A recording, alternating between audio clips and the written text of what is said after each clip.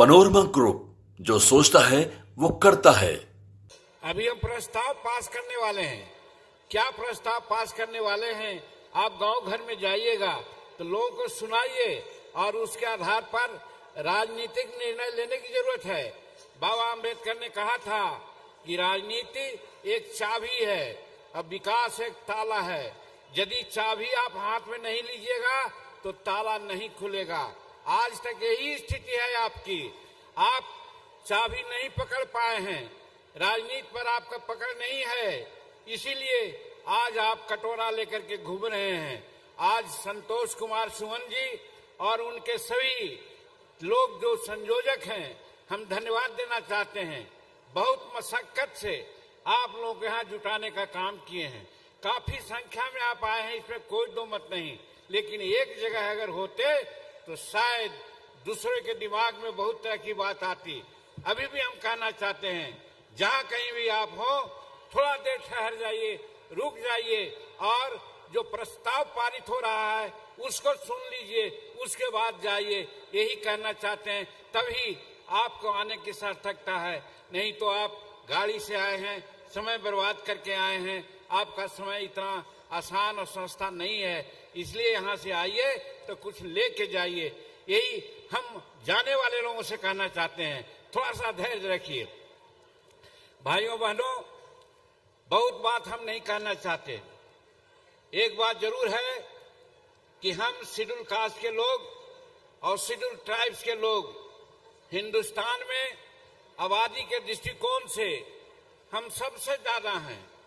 30% से नीचे हम लोग नहीं हैं, लेकिन सत्ता किसके हाथ में है आप लोग जानिए। बाबा आम्बेडकर ने हमको दलित बनाया था, हमको अनेक जात में बांटने का काम नहीं किया था और एक दलित के रूप में ही 1956 में ये बौद्ध धर्म को अपना करके वो दुनिया से चले गए। हम लोगों को सीख लेना चाहिए कि बाबा साहब जो हमको उदाहरण पेश करके गए हैं उसको हम लोग कम से कम अब माने। हो सकता है हमारे पीढ़ी के लोग नहीं समझे, लेकिन अब नौजवान साथी जो हैं 25 वर्ष, 30 वर्ष, 40 वर्ष के, उनके कंधों पर ये जिम्मेदारी आई है कि आप समझिए। अब बाबा साहब जो कह के गए हैं उसको समझ करके आप अमली जमा पहनाइए, और जब अमली जमा पहनाइएगा तो सत्ता आपके हाथ में होगी। और आज कहते हैं हमको इंदिरा आवास दे दो, आज कहते हैं हमको 5 डिसमिल जमीन दे दो, आप कहते हैं हमारे बच्चों को पढ़ा दो। ये कहने की जरूरत नहीं है, आप खुद करने लायक हैं, बशर्ते कि आपकी 30% की जो आबादी है वो एक हो करके राजनीति की इच्छा व्यक्त करे। वो ऐसा नहीं कर पाए हैं, तो इसलिए आज ये समागम है। यही लिए हम लोग आप लोगों को यहाँ बुलाने का कष्ट किया है कि आप लोग आए। और 2025 में चुनाव होने वाला है। 2025 में हम लोग सम्मिलित निर्णय लें और अपने मन की सरकार को बनावें जो आपका काम कर सके। और कौन काम है उसका तो अभी मांग पत्र में बातें आएगी, लेकिन जो प्रमुख बातें हैं हम कहना चाहते हैं। मेरे भाइयों, अभी सुप्रीम कोर्ट ने एक निर्देश दिया है हम लोगों को, भारत सरकार को, कि शेड्यूल कास्ट जो हम लोग अभी हैं, दलित नहीं हो पाए हैं, शेड्यूल ट्राइब्स हैं, हम लोग एक नहीं हो पाए हैं। इसका उपाय यही है कि हम कैसे इसको बढ़ावें। इसके लिए उन्होंने कहा है कि समाज में वर्गीकरण होना चाहिए, और वर्गीकरण का कुछ राज्यों ने फॉलो किया है, लेकिन हम कहना चाहते हैं, हमारा एक थीसिस है और ये बिहार सरकार के संचिकाओं में भी लिखी हुई बात है कि हमने कहा है कि बाबा साहब को हम मानने वाले हैं। बाबा साहब ने कहा था हमारा गरीबी का मानदंड ये नहीं है कि हम भूखे हैं, हमारे गरीबी का मानदंड ये है कि हम अंगूठा छाप हैं, हम पढ़े लिखे लोग नहीं हैं।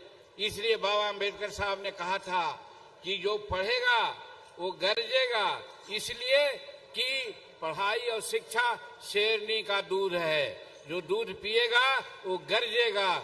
हम लोगों को आज दूध नहीं मिल रहा है, पढ़ाई ठीक से नहीं हो रही है, इसकी जरूरत है। इसीलिए हमारा बाबा साहब ने कहा, और आज जो वर्गीकरण का मामला है, आज हमारे समाज में जनरल समाज 80-85% साक्षर हो गया है। हमारा शेड्यूल कास्ट का समाज 30%, 32% के आसपास हो गया है साक्षर। लेकिन जो हमारे समाज में बहुत से उपजातियां हैं, उनकी साक्षरता दर 7%, 8%, 9%, 12%, 15% है। वो अभी उन्नति के और आधुनिक युग के दृष्टि को देखने में बहुत पीछे हैं। इसलिए हमारी मानना है, और ये हम समझते हैं सुप्रीम कोर्ट का निर्देश भी है, कि हमारे शेड्यूल कास्ट में, दलित में वर्गीकरण होना चाहिए शैक्षणिक आधार पर। हम तो कहना चाहते हैं कि जब हमारा 32% शैक्षणिक आधार है, तो 20% मान लीजिए कि जो 20% तक जो समाज साक्षर है और उससे नीचे है, उसको एक कैटेगरी में रखिए, और उसका जितना लोग है उसकी जो प्रतिशत है वो प्रतिशत को जोड़ करके आप अलग करके उसको आरक्षण दीजिए, तो हमारा विकास हो सकता है। ये सुप्रीम कोर्ट का निर्देश है, और इसीलिए हम कहना चाहते हैं कि हमारा वर्गीकरण होना चाहिए। आप जानते हैं हम सेंट्रल मिनिस्टर हैं, सेंट्रल कैबिनेट में ये बात आई थी। हमने प्रधानमंत्री के सामने भी ये बात की चर्चा की थी कि हमारे बहुत लोग ऐसे हैं जो कम हैं, बहुत लोग ऐसे हैं जो पढ़े लिखे नहीं हैं। आखिर 78 साल आजादी के हो गए तो कब ये आगे बढ़ेंगे? इसलिए महोदय वर्गीकरण तो कीजिए ही, और वर्गीकरण का आधार आप शैक्षणिक आधार बनाइए। जो 20% या उससे नीचे जिसकी साक्षरता दर है, जिस समाज का है, सबको एक कैटेगरी में रख करके उसकी जनसंख्या के आलोक में आप आरक्षण दीजिए, हम आगे बढ़ जाएंगे।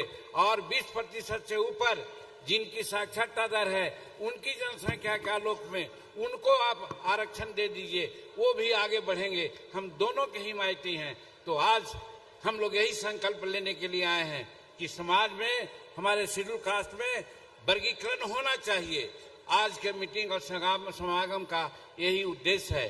दूसरी बात हम कहना चाहते हैं मेरे भाइयों, कि हम मुख्यमंत्री के काल में बहुत से ऐसा निर्णय लिए थे जिसको पूरा किया जाना है। सम्राट चौधरी जी हमारे उदितमान उप मुख्यमंत्री यहाँ पर हैं, हम सुनते हैं। इनका एक काम था, हमारे मंत्रिमंडल में थे। आज भले लोग ढोल पीट गए, लेकिन आज बिहार में मेट्रो का कंसेप्ट सम्राट चौधरी का था। इन्हीं को आदेश हमने दिया था, दिल्ली जाकर के इन्होंने ही कंसेप्ट बनाया था, और आज बिहार में मेट्रो बन रहा है। तो ऐसे प्रगतिशील आदमी हैं। हम कहना चाहते हैं कि आज सरकार जो काम हम लोगों के लिए कर रही है, उसमें तब्दीली देने की जरूरत है। आज हमारी बच्चियां हैं, नारी को कहा जाता है कि वो सबसे पिछड़ा है। हम कहना चाहते हैं, हम अपने समय काल में नारियों को, बच्चियों को, चाहे जिस समाज का रहे, बच्चा क्लास से पोस्ट ग्रेजुएट तक के पढ़ाई हमने फ्री कर दिया था। लेकिन आज जो डेफिसिट ग्रांट होता है, वो डेफिसिट ग्रांट नहीं मिलता है। सम्राट चौधरी जी और संतोष कुमार जी, आप लोग मंत्रिमंडल में हैं। अब माननीय मुख्यमंत्री जी सही दिल के आदमी हैं, उनको अगर ठीक से आप समझा दीजिएगा तो जितनी बच्चियां आज रोती हैं गरीब की, 4 साल पढ़ाई होती है, परीक्षा के समय में वो पैसा नहीं दे पाती, उनका सर्टिफिकेट जमा होता है और वो घर पर जाके बैठ जाती हैं। वैसे बच्चियों के लिए आप डेफिसिट ग्रांट दिलवाइए। और हम तो यहाँ करना चाहते हैं, साधारण शिक्षा अलग है, प्रोफेशनल शिक्षा में भी बच्चियों को आप फ्री पढ़ाई करवाने का निर्णय दिलवाइए। हम समझते हैं ये बच्चियों के लिए बड़ी बात हो जाएगी। हम कहना चाहते हैं ये बात आज के इस ये में आना चाहिए। दूसरी बात मेरे भाइयों, बड़ी चर्चा है, सब लोग कहता है शेड्यूल कास्ट के लोग बड़ी आगे बढ़ गया है। हम कहना चाहते हैं क्लास 4 की बात छोड़ दीजिए, क्लास 3 की भी बात छोड़ दीजिए, क्लास 2 और क्लास 1 का बिहार सरकार सेंसस करा ले। सम्राट जी कहे कि क्लास 1 और क्लास 2 में शेड्यूल कास्ट के जो उपजातियां हैं उनका कितना प्रतिशत है, और अगर प्रतिशत है और नहीं है जिसका, उसको उसी तरह से रिजर्वेशन दे करके उसको भी आगे बढ़ाने का काम करे। तब हम समझते हैं हमारे नीचे वाले लोगों को भी आगे बढ़ने की बात होगी। तो इसलिए इस पर भी ध्यान दिया जाना चाहिए। हम यहाँ हमारे जब हम 18 जाति की बात करते हैं तो केंद्र में सफाई कर्मचारी आयोग है, अन्य राज्यों में भी है, लेकिन बिहार में क्यों नहीं है सफाई कर्मचारी आयोग? हम मुख्यमंत्री थे, मसौदा हम लाने का काम किया था। वो मसौदा कहाँ रखा गया हम कहना चाहते हैं।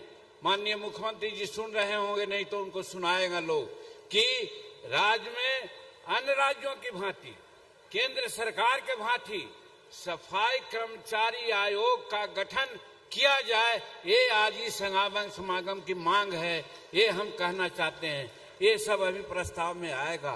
तो इसी तरह से हम इस समागम के माध्यम से कहना चाहते हैं मेरे भाइयों कि आज राजनीति में एक होने की जरूरत है।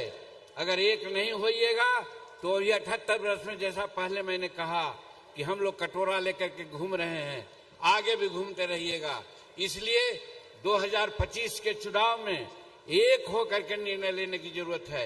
एक कौन पार्टी ज्यादा नेतृत्व दे सकता है, कौन लोग आगे बढ़ा हुआ है, जिसको सहयोग देने से दूसरे लोगों को हम समानांतर जा सकते हैं, अपना हक ले सकते हैं, वैसे लोगों के पक्ष में एक होकर के हमारा दलित समाज और शेड्यूल ट्राइब समाज एक होकर के मतदान करेगा।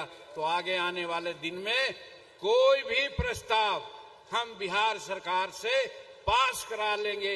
इसलिए इस समागम की आवश्यकता हुई है, इसलिए हम लोग यहाँ पर आए हैं। इसलिए यहाँ से आप जाइए तो उद्देश्य लेकर के जाइए कि हम कैसे एक होकर के अपना काम करें।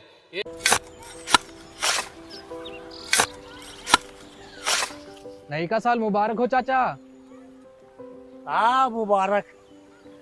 जब तक ये सरकार बा तब तक नया साल मुबारक। कहाँ का बात करत बाड़? बात ई बा, साल चाहे नया होके दिन चाहे, हमार जिंदगी में तो बस दुख है, दुख बा। बाढ़ के समस्या 10 का 10 बा। फसल बर्बाद हो जाला या ऑन पॉन बिक जाला, ना कोई उपाय बा ना कोई राहत। बात तो सच बा चाचा। फिर से बाहर जाए के सोचे के पड़ रहे हैं कि सरकार से कुछ ना हुई।